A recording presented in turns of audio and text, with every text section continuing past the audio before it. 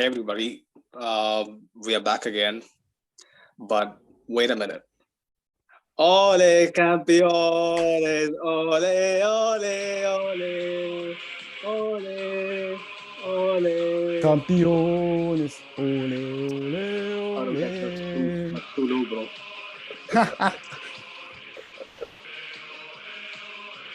And 35 times champions of Spain. This is something really special for us. Doesn't feel any better, If there's only one club in the world who can do it, it's Real Madrid. So, of course, I mean, it's in Spain. Not every club is in Spain, but yeah. League titles have been so far and few between. For us, this is amazing. Like, even though it was etched in stone for a while now. Yeah. Some pretenders up in Catalonia, they might be, a bit irky. The people in Catalonia are right now celebrating the French league title while we celebrate the Spanish league title. So, with Messi scoring the title deciding goals, I think Rodrigo scored the title deciding goal today. Don't go there, man. Like, why should we bring everything back to Catalonia and Messi, man? We're here. We gave a performance of champions, against a team from Barcelona. Like, it should be about us and just us alone. Like, but if you ask Barcelona fans, that team is probably Madrid B or something. So. That's it. Like, it's Madrid B. That's just it. Yeah, it even makes it more better. Like, I don't know. It was really a very good performance. The performance of champions. Today reminds me of the meme that Barcelona fans used to propagate. With Ajax holding hands and saying "Gracias, Johan." So probably today we celebrate with Espanyol and I don't know, say thank you to Lucas Vasquez because he played for both of us. So. And as we all know, he's the greatest player ever. So. Gracias, Lucas. You hear that? Go on, it. No. Just last night you said that Nacho is better than Lucas. Explain yourself. Well, it's kind of a controversial debate. I think we should have a single episode to those goats, separately, later on. There's always two, right? Of course, of course. But before we delve into it, I got to introduce you guys to Doris. She is our latest addition to the panel. Doris, if you want to do the intro yourself, go ahead. I'm Doris. I'm 23. I'm from Croatia. And I'm a Madridista. That's it. Madridista for like 10 years. Yeah, I mean my whole life, but I would say 10 years for like really following him. The usual suspects, myself, Sunaid, we got Hauke, Omo, and Farouk. Guys, just before we delve into how the game went today, just looking back on the league season, like since we are at the finish line, right? What is your one takeaway? One takeaway from the La Liga season? Like, put it this way: when the season kicked off to now, what is your one takeaway? I think for me, it will be the evolution of Vinicius Junior.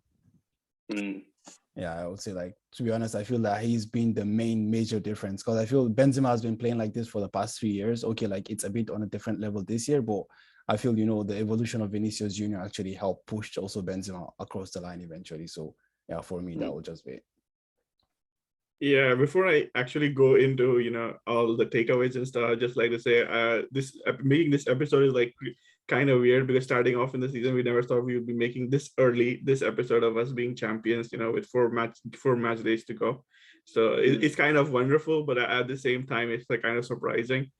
But like going into what I thought changed, like what I thought going into the season that did not transpire was the fact that I thought our defense was probably going to miss Sergio Ramos and Rafa Varane more. But I think David Alaba came in, he showed his leadership, and him and Militao combined well. And then even although Karim Benzema had been pretty good over the previous seasons, I think Karim Benzema really kicked into another gear this season. Even last season, he almost dragged us to the title.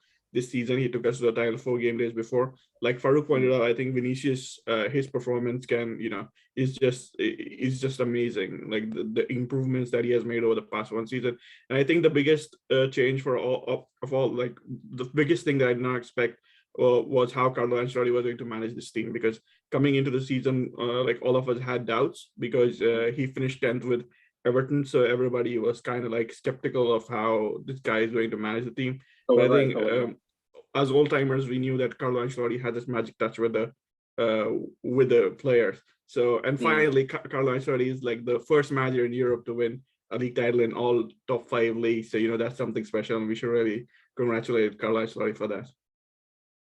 Absolutely, man. Like he was a legend as a player as well. Like for me, it's when it comes to Carlo, it is that goal that he scored against us while playing for Milan. Like that sums up how great of a football guy he is, basically. I mean, I'm not that old, so I don't really remember that goal, but I I think seen it Carlo live, Ancelotti was an amazing midfielder. I have to agree with you on that. You're very funny, aren't you? Okay, you are insinuating that I've watched it live.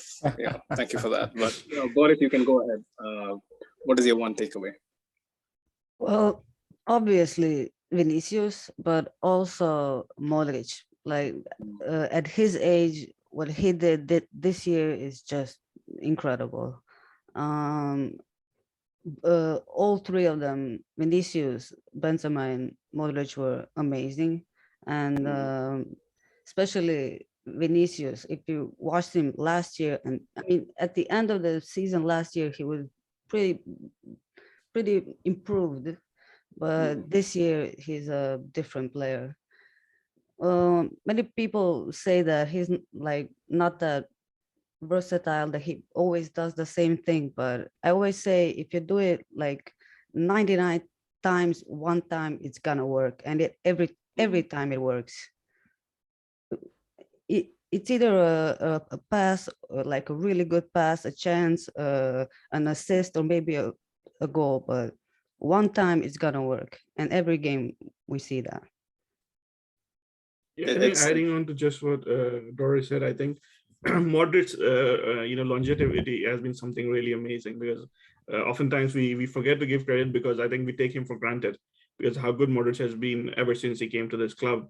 I still remember when he first came to this club, people were like kind of let's say, because he was coming from the Premier League and people hadn't watched him in Spain, and as La Liga fans, we don't really like, those of us who don't watch Premier League, apart from like people like Suned who obviously watch Premier League. So for us, he was an unknown quantity. But the way that he has done, especially after being voted like one of the worst signings by marca readers for whatever reason, the way he has kicked on, he has become an absolute legend for Real Madrid. And I think Luka Modric deserves all the plaudits he gets, and no plaudits in the world are like enough for him. Absolutely, man. Like I still remember him breaking into our team and how disappointed I was since like one of my idols, Kaka, never got a fair shout, especially down to his injuries and how gently the club was at the moment. But yeah, Modric, man, like how he has stepped up and like completely etched himself into Real Madrid folklore is something magical, to be honest. But my one takeaway from this season would be something a bit more straightforward, I guess. I think this should be known to even a 10-year-old Madridista. This is something that I told Doris yesterday.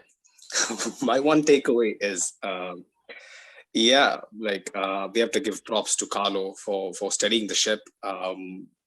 Missing Ramos and Varane would be something close to a catastrophe for us. But yeah, props to him for steadying the ship. But Carlo likes his defense, just like his eyebrows, man. That's what I think. Always out of position. If we could have at least avoided being shambolical defensively, we could have had a much more emphatic season. This is very emphatic.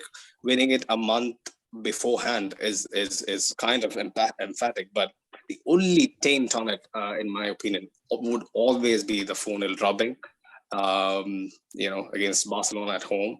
That is gonna always be talked about in the years to come. But yeah, apart from that, brilliant performance all throughout. Like the addition of Pintus has been another. He has been another unsung hero for us. How he has completely transformed the fitness regime of our team. I think just to comment on your point about the trade off, like the defense, the defense being out of position. But the thing is, that's the trade off when you're playing offensive football, because the thing is, like, if Carlo Ancelotti had went for a very rigorous, disciplined, systematic defense, we would be back to playing what we were playing last year under Zidane, because of the fact that he has given some freedom. And that has translated into goals on the other end, but then it comes at the trade-off of being defensively suspect a little bit. In a perfect world, we'd want both of them to be working in sync. But the thing is, like, nothing in this world is perfect. So as long as we're champions, we're in the semifinals of the Champions League. Maybe at the start of the season, especially after the game against Levante, when we went and drew with them 3-3, I think a lot of us did not expect that this season was going to be so so easy. I remember, bro, like how bad we were. That game has been like symbolic this season, because we went up, we went down, and then we came back. So I think this season has been like, even in the Champions League, we go down, we come back. We could have won that game against Levante, but we almost missed out. But throughout the season, we have made this habit of coming from behind and winning games. And against Manchester City over the week, in the midweek, I hope we do the same again. Yeah, so actually, I'm gonna go this. I'm gonna go in a different direction to you guys. To be honest, like, we're celebrating the championship right now, and fine and good, but let's not get carried away and assume that Carlo Ancelotti is the second coming of Sachi or something like that. The point is, to be honest, nobody said that. Okay. Let me just finish my point, man. The point is this, right? Last season, Ramos played 3 times for Madrid in 2022. 3 times from January to May. 3 times. We played with Nacho and Militao for the whole of 2022, except the occasional times when Ramos came back, he wasn't fit, and Mason Mount, No. I think you're wrong. Militao and Nacho played only since April. Before that, it was Varane and Nacho. No, I'm saying, like, Ramos played just 3 times, right? So, like, it's been a combination of Militao, Nacho, and Varane, right? So that's the point I'm trying to make. So the point is, like, Carlo came at the beginning of the season. To be honest, it wasn't, how can I say, it wasn't a glamorous appointment, but he's just going to come and steady the ship, you understand? And I've always pointed this out time and time again, over and over. The point is, we lost the league title last season on the last day. We went out to Chelsea with a half-fit defense. So, and tired midfielders. So in my opinion, to be honest, we're celebrating league title. Yeah, credit to Carlo and what he's achieved across the top 5 leagues and all that. But the point is, let's not get carried away. The point is, even with Zidane, even with Sunaid, we would have won the league, most likely, given the fact that our rivals. I have my doubts about Sunaid. Barcelona started playing just 2 months ago. And Atleti are stuck in transition between defense or offense. So I think in my opinion, personally, I would not get carried away that Carlo has actually done a phenomenal job or something like that.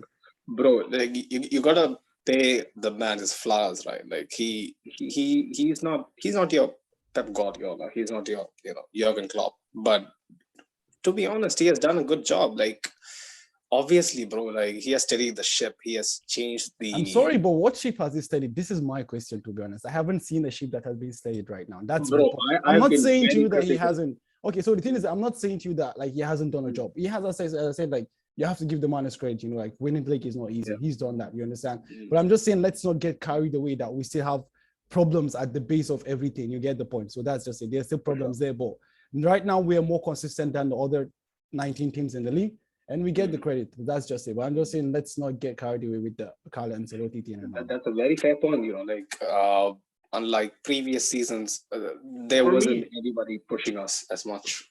For me, the thing is, like, Zidane and Ancelotti, they represent what an archetypical Real Madrid manager should be. It's like, okay, Ancelotti might not be the perfect Real Madrid manager, but the thing is, like, they represent close to what we want as Real Madrid managers who can manage the players, manage the dressing room, and give the players freedom to express themselves. And I think Carlo Ancelotti came at a critical juncture, given the fact that the circumstances that Zidane left in are not alien to anybody. We all know that he had a rather acrimonious exit, falling out with somebody in the board who he did not name. So the thing is, like, when he came, he had to settle those fires out. He did it well. And then we also cannot underrate the fact that this team lost Sergio Ramos. Although Sergio Ramos did not play, we all know that Sergio Ramos was the leader of this dressing room. The fact that Carlo Ancelotti was able to come in and get his players to fill in that void, David Alaba and Karim Benzema and Marcelo, they all stepped in and filled in the void. He kept players like Marcelo involved, because Marcelo, being club captain, although he's not playing, Ancelotti has made sure to make it a point that he has been involved in the dressing room. So I think some of this managerial tactics that Ancelotti has done, I think it deserves credit. And even on the field, he has changed the way Real Madrid played. Because last season we were sort of like, stoic and dar. But the thing is, like this season, we have really been free flowing and offensive. Maybe on the defensive end, there have been some weaknesses, and in certain games, the tactics have been, bewildering. But then we have also gone to see players like Eduardo Camavinga and Dani Carvajal playing center back. So the thing is, like for me, I get the point that Ancelotti has not been perfect, but I do think that he does deserve some credit for steadying the ship and keeping us on the track. One question more. Did you say free flow? Like offensive. No. Farooq, Okay. hold on. One thing I just don't know. I just wanted to confirm that I heard the right thing from him. So it's no. You just hear me out. Like one thing you can't fault the man is by saying that his football wasn't expressive, right? Like his football has been expressive and pretty expansive, considering how, like Hoke mentioned, how static our play was under Zidane's, like final few months. But go on, Farooq. You still have. I don't know. I just wanted to get the. I just wanted to make sure that I heard the right word. Like he used the word free flow, and I guess like in my dictionary, free flow, and in most dictionaries. No. I must admit, I must apologize. I probably I kind of got in the flow and misspoke. But the thing is, like it has been more fluid than it was last season, relatively. Okay. No, I have nothing to say, man. We can agree with that. It's been better than last season for sure. Yeah, I can agree with that. We're the fucking champions, bro. You got to cheer up. I don't know. Like let's ask Doris. Like let's get her perspective. What do you think about Carlo Ancelotti? Like we're champions, we're celebrating, yeah. But like, what's your opinion on him? Well, given all the things that happen, like Ramos and Varane leaving, I think in considering like the defense, I think he did the best he could. Like you're not gonna play Marcelo. The only person that can switch with Mendy is Nacho. That would give us like, I mean, Vallejo was really good today, but you can really count on that. Like, and about the midfield and attack, he talked about it, that he wanted to give them like free flow. You and the midfield. He talked about that in a few like interviews. So I don't know, like if Zidane was here this year, I don't know if the league, if our overall accomplishments would look the same. I'm not sure about that. Nice. That's a fair analysis, actually. But we should probably get into breaking down tonight's game. Do you remember? So the last time I made a post on Reddit about our video, and I sort of like questioned Ancelotti after the Chelsea game. People were pretty angry. So I'm not sure how people are going to react to the fact that Farooq is like. Yeah, Farooq. You remember that, right? Lynching mission, right? Yeah. You gotta give our man some flowers, especially tonight. And today we were playing Espanyol, one of the few teams we lost. We only lost 3 times in the league all season, and one of them was the pretty poor Espanyol away display. Starting with the lineup. Remember, Espanyol away Espanyol away was the game that Carlo Ancelotti came out after the game. He came out and said, "We're just going to play 4-3-3 and nothing else." And credit to the man, he has stuck to his word and just play 4-3-3 and nothing else. The Clasico, I don't know, it was 4-3-3 or. I mean, it was a 4-3-3, but he, for some reason, Carlo decided, in his infinite wisdom, to play Luka Modric as the center forward. So yeah. Anyway, yeah, the lesser said about it, the better. But yeah, talking about the lineup tonight, Vallejo, Ceballos, Marcelo back into the team, Mariano starting. What do you guys make of it? Man, okay. So I'm not sure, but I think someone before either Mo or Sunaid said like Ceballos was gonna put in a shift sometime across the, I think it was Mo, right? And then when I was watching the game in the second half, like there's this sentence that Sunaid always likes to use, right? The people don't have legs anymore. Our midfield doesn't have legs anymore, right? And I'm like, this is the total definition of, I guess, what Sunaid is looking for. He was the first person to the second balls. He was, very sharp with the skills, the passes, the recovery, I don't know, man, he was full of energy. And to be honest, like Dani Ceballos really, really, really put in the shift. Like, to be honest, like, I think everyone pushed in the shift, even like Valeo and all that, but I felt like even Mariano, man, like as clumsy as like he has always been. Man, he missed 3 clear chances, man. Like he missed 3 clear chances. I don't know. Are you counting the chance that he had for Espanyol as well? Oh, then that becomes 4. Yeah. But honestly, for me, it was like Jesus Vallejo has been, often derided this season, often memed. But for me, I think he came on and got his first start and it did well today. But Dani Ceballos, I've been open about the fact that I thought he had a role to play in the second half of the season, and he has stepped up. And whenever Carlo Ancelotti has given him a chance, he has shown that he can do. Like as Sunil pointed out in the group chat, probably he's not one of the most elite midfielders in the world today, and probably another midfielder I want to be starting for Real Madrid. But the thing is, like as a substitute, I think he can do the job. But then, like we discussed in the last part, right? It's like he's in this weird place where we are going young with Valverde and Camavinga, and like honestly, I would rather have Ceballos behind Valverde and Camavinga. So I don't really know if he has a future at Real Madrid.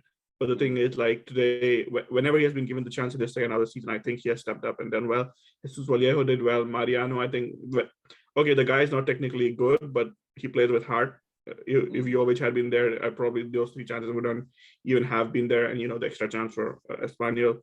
So the thing is, like, I was pretty satisfied with how people who came in did their jobs, and finally, Ancelotti at least gave a debut to the Castilla guy in Mario Gila. Although I was pretty surprised why Mario Gila was in the team in the first place, because I think Rafa Marin should have been there. But then you could see the reluctance from Ancelotti to play Castilla players, because he even had Camavinga playing center back. So that for me was like a little bit disappointing. But the thing is, at the end of the day, he's won a 35th La Liga title, and we can't be complaining too much about anything. We shouldn't be complaining too much about anything, honestly. Yeah, actually, the lineup gave me the vibes of the the Zidane 2017 team, where you had like the A team and the B team. So I actually, to your point about Dani Ceballos, the point is I felt like while he's not going to be a starter, I feel like, having someone of his, of his skill on the bench to call upon, like in the games in between the Champions Leagues and when you're fighting on all fronts, to give everyone a rest. But now I now think the question now becomes does it become a situation of Isco where he loses motivation and doesn't, feel the passion to play anymore? Because right now, he's coming back from an injury, like he's trying to put himself on the market, and he has everything to play for at this point in time. But then when he gets a new contract and he stays on the team for so long that he just becomes an impact sub, so does the motivation remain or not? So that's just something else as well. It's really a question that he should ask himself, because he's no longer your 22 or 23. Definitely. He was, well into his prime, I think. Yeah. And man, like in my opinion, in those kind of rotational backup midfield spots, like I would like far younger players, but that's just me, like Camavinga, who is promising. But I think there's a utility to be had for experienced players in backup positions, because not every younger player can always be backup because their development stagnates because of that. But I think there's also this point that if Real Madrid renew Dani Ceballos, there have been suggestions that they might hold off on Aurelien Tchouameni. So I think Aurelien Tchouameni is somebody who is a must because of the way he plays, and I think he fixes a lot of things in our system. So for me, I think Ceballos should probably leave at the end of the season. You said that, eh? I didn't hear you, bro. Like, can you just repeat that? I mean, I've been honest. I think Ceballos should leave, but then he had a role to play in the second half, and he did that. So fair enough. But then I think, considering what's on the market, though, and the prices of what it's on the market, like, wouldn't it be logical to have Ceballos around? Like, given the fact that everything is so crazy expensive these days, and I don't know, like having someone like Ceballos. I think for me, the thing is, like, all of us agree the fact that we need a defensive midfielder who can probably pass better under press. And then we have players like Camavinga and Valverde who are obviously ahead of. He to be a lone CDM, bro. Like, he's way too small, way too feeble. He can't handle it. But yeah, like moving on. Rodrigo bagging the first goal, like up until then, we had some very nervous moments. Like our team looked out of sorts, obviously because they haven't played much together. Like it's understandable and whatnot. But the atmosphere in the beginning, yeah, there was a few piano and whatnot, but it was kind of very lukewarm on a match that we would potentially, like lift the trophy. I would expect a little more enthusiasm from the Bernabeu, but yeah, but that's just how it goes because it's been expected for a bit. But yeah, Rodrigo, man, like how underrated is he as a finisher? Like the composure this kid has, right? Like I've always banged on the drum that this kid, yeah, he might not be your Vinicius or your flashiest winger in Europe, but the way he simplifies stuff, the way he almost never goes to ground easily. He's always looking to just be on your feet and find a man or pick out a pass or look for an angle for a shot. I'll go with Doris first. Doris, like when it comes to Vinicius versus Rodrigo, how far off do you think Rodrigo is from Vinicius in like cementing his starting position in our team? Well, Vinicius has proved himself. Rodrigo has to. There are similar players, but not at all. Like they both dribble. They both shoot kind of the same way from the same distances and stuff. But apart from that, I still think that Rodrigo has definitely cemented his place in this team. Maybe if we, of course, if we get Mbappe, he will still be there. He will still be very important to this team. But I just think that Vinicius is, I mean, come on. Yeah, Vinicius is clear, but yeah, his finishing is his Rodrigo's saving grace. Even when things aren't really going for him, some way or the other, his shot finds the back of the net. Like I just can't explain it sometimes how he manages to find himself an angle to shoot. But yeah, man, like Hoke and Farouk, how impressed are you with Rodrigo? His improvement over the past few months. For me, I think the thing is like between Rodrigo and Vinicius, it's always been known that Vinicius was the one with the trickery, and Rodrigo was the one with the ability to finish in the box and have the right decision making, where to go and where to how to finish. So I think it hasn't been a surprise the fact that he's scoring now. It was more of a surprise the fact that he wasn't scoring in the first half of the season.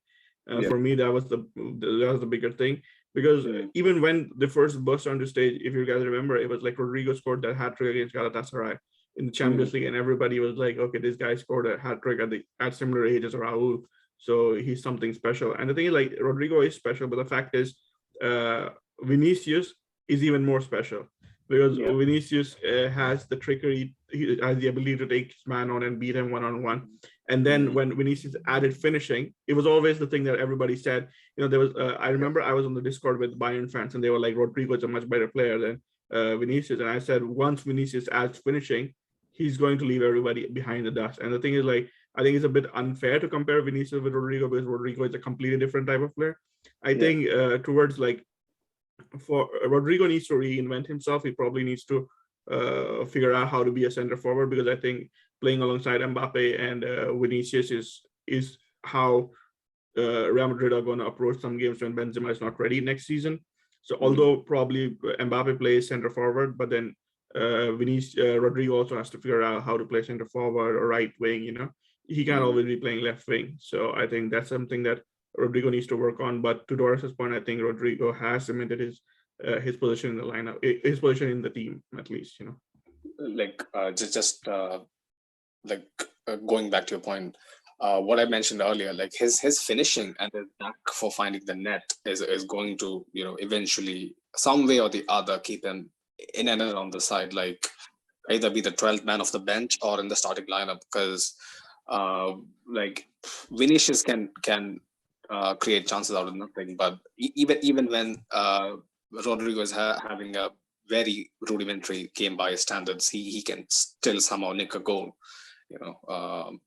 Movement in the box is something Rodrigo should improve on, because the fact is, like, towards at the beginning of the season, especially in the game against Inter, if you guys remember, he popped up and scored that important goal that got us a win at the San Siro. But the thing is, like in the middle of the season, he sort of lost that. His positioning, his off the ball movement sort of tailed off. It's very okay to be patchy. He is very, very young. He's young, so I'm not faulting him for that. But the thing is, like, he has to gain consistency, because in the second half of the season, he has gone back to being Rodrigo that came off, like a couple of years back at Real Madrid, who was just popping up and scoring goals. So I like to see that. Yeah, I'm not advocating for him to be sent on a loan or something that some people on the subreddit were doing, but yeah. His main competition for the right wing, Farouk Asensio. Do you think you can see him next season in a white shirt? Marco Asensio? Yeah. I think it all depends on what happens in the summer. I think, to be honest, if we get a striker or a winger like, Kylian Mbappe, hopefully, I think Marco Asensio needs to find a new. I think, but then the thing is this: I've always felt like Marco Asensio could have a future in the midfield as an 8. I don't know. I've always just felt like that personally, because I always feel like, he, to be honest, he has a very good, he's technically gifted, so you can't actually take that away from him, and, with his left feet as well. But I just feel right now, how the momentum has switched. To be honest, I think the momentum currently is with Rodrigo, and Rodrigo will be you guys pointed out, he'll be like the 12th man, or I don't know, the person who would, switch places with one of the other wingers. The midfield role that Asensio can probably play. Yeah, like he scored a hat-trick against Mallorca, right? Like playing as an 8. But for me, man, like in my opinion, against Mallorca, Asensio playing as a 10, not as an 8. Oh, he was a 10, eh? Okay. So, but still somewhere in the midfield 3. But for me, I don't really see him playing as an 8, because the fact is, like, I don't think he has the defensive worker and the build-up that a midfielder needs to do, especially as an 8. Very one-footed for me. As a midfielder, you got to be better on your weaker foot. He is very. For me, I always think of Asensio as one of those players, who let's say he's a second striker, like kind of like Dele Alli. Because the fact is, like, these guys know when to pop in and score goals. But the fact is, like, if you ask them to take players on and do a job of winger, they can't. But if you ask them to play like a playmaker in the 10, I don't think Asensio can do that either. So for me, probably he needs to develop into a false 9 or some sort of thing if he wants to be at Real Madrid. But honestly, like from my based on what I've been reading, I think it's really difficult to see Marco Asensio continue at Real Madrid next season. Because Real Madrid don't want to give him the contract he wants. There's some demand for him from other clubs, and I think Asensio's career would be best served leaving. Yeah, man, like I think he has done his fair time for us, and if it's best for him to find more game time that he moves away, I think it's best for both parties. But yeah, man, the big man came off the bench. He oddly got a 30-minute run, which I thought was a bit excessive, considering we have a season-defining game on Wednesday night. But man, he still somehow managed to score. 2 cents on, big Karim. I mean, I wouldn't say it was like Man City the season defining it. The fact that we won the title is like season has already been defined. But the thing is, like, it's an important game. I agree with you. I don't think so, bro. Like in the starting of the season, yeah, of course. So then everybody's on level ground, and we have a certain level of expectation. Now it's very low. It's okay to have that.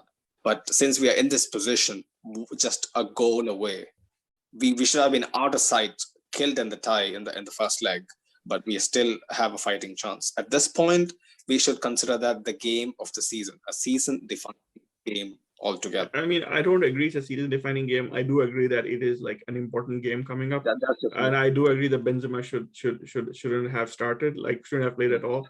But for some reason, I think probably, I don't know, maybe he wanted to score a goal, and the fact is, like, Karim Benzema now has like 42 goals this season, and I think he's the second oldest Real Madrid player to score 40 plus goals after Puskás.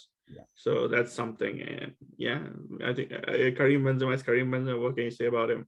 I think the best tribute that you can give him came from the opposing manager when he said that if he was reborn, he wants to be reborn as Karim Benzema. So I don't know.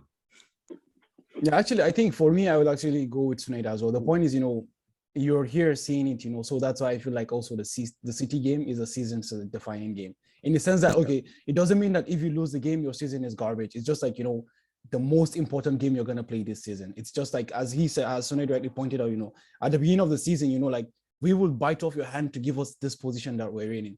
Go out in the semi-final and win the league. You understand?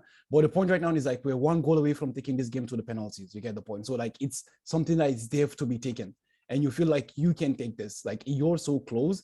So I feel what he's saying about the fact that it's a season-defining game. And to the issue of Benzema, to be honest, I feel like it's more about keeping up with the momentum. Like, you know, when you're in good form, you just want to, you know, continue what it is. And as you could see, like the guys that were oozing form, man, like they were just like form was all over. Like even Isco came and, you know, beautiful intricate passing, and it led to a goal which was ruled out offside for Isco. And then, you know, eventually again, like good cutback from Vinicius to Benzema for the fourth goal. So yeah, I feel like it's just, you know, to get the guys to just keep the form going, keep the form and the belief, you know, the confidence up high. That's the reason why these guys came on. Otherwise, it's no need to play. Actually, for me, it was more of, you know, starting with Luka Modric. That was the main thing actually for me. I felt like that was a very, very huge gamble. I felt it was unnecessary. Like even starting anything can happen, right? Like, exactly. If I was the manager, I would wrap him up in bubble cloth. Definitely. And you know, the guy has played so much, man. He's played so much. And even if he doesn't get injured, man, fatigue is also something you have to consider as well, you know? And given the fact that you're going to go play CT, these guys are running at 100 kilometers an hour, man. So I sort of understood why he went with Modric, because he wanted some degree of control in the midfield. Like, I mean, he probably wasn't expecting Ceballos to have this good a game, but the thing is, like, I can see where he was coming from. But yeah, I would probably have gone with, you know, resting Modric. Exactly, Hope. Like, even I was in two minds of Modric starting, but the moment the game kicked off, I think in the second or third action, I saw, you know, Kamavinga lunge again. I said, okay, fair enough. There you go. There's your answer. But yeah, man, Espanyol never really gave us a fight. Courtois was spectator for most of the game. He had a couple of million saves to make, but yeah, I think routine for him. But Marcelo, man, when called upon again, brilliant assist for Rodrigo. Almost like he had that call back of a telepathic connection with left winger, you know, like the old days. But we should mention the fact that Marcelo is now the most decorated player in Real Madrid's history with 24 titles. I think that's the biggest thing coming out of today, because Marcelo has been special for the club, like throughout his time here. Although, like, maybe he wasn't so good at the start, but you know, Marcelo has been the perfect successor to Roberto Carlos. So I think it will be difficult replacing him with a player like him again. Although I hope Fran Garcia and Miguel Gutierrez maybe they can someday. It's a huge ask. I wouldn't exactly put them in the same sentence, but yeah, man. Like in general, I just want to wrap this up. Before that, I just want to ask you guys, like, how beneficial would it be that some of our main players got a run in tonight instead of completely being out of the side, you know, ahead of the City game? For me, I think they've played a lot of games, so I don't know if it's any benefit. But yeah, as Farouk said, it probably keeps them in the run of form and, you know, stuff like that. But the thing is, like, even if they had rested today, I think they would have played to the best of their abilities in the game against City. Actually, for me, I feel it's more about, you know, as the commentator was saying, like it's like a carnival atmosphere, you know, at the stadium, you know. So I feel like, you know, getting in on that, you know, being part of that. Steve McManaman. Oh my God, that is one salty. I don't know how. Anyway, it is what it is, man. So I just don't really find how the guy was an ex-Madrid player, man. He always shits on us on every chance he gets, to be honest. You know, so. He's one of the most decorated British players who have ever played for us, right? Like, it's mad. It's mad. He was a good player. He was a good player. Not to take. He was a good player, yeah. Like when you're looking back at his clip, he was not bad, to be honest. But I have my theories on Steve McManaman and his relationship with Florentino Perez. So I've already mentioned him too many times to repeat it. I know. But yeah, man, I think that should be pretty much it. A brilliant season. I think pretty much none of us ever expected. So I'm gonna ask you a very tough question. Okay. Okay. Yeah, go on. No, okay. Ask away. Okay. See, I don't want you guys to be waffling about. Just be straight to the point. One word answer. You know, not thinking too much about it. Apart from Benzema, Vinicius, right, and Modric, which are the three obvious, and Courtois, exactly. obvious. Your player I of the mean, season. we can include some players, some more players as well, so that we just like rule out half the squad. No. It's just four people who are well above the others.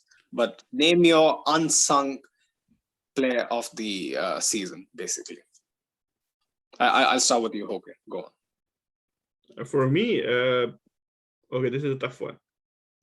Probably between Casemiro and Bendy, because I think Militao got enough praise. Bro. Like, please don't spoil it for other people. Just say one word, boom, keep it moving. Okay, I'll go with Mendy because without him we struggle a lot. Mendy. Fair enough. Good shout. Doris. Alaba. Good shout again. Farouk. Eder Militao.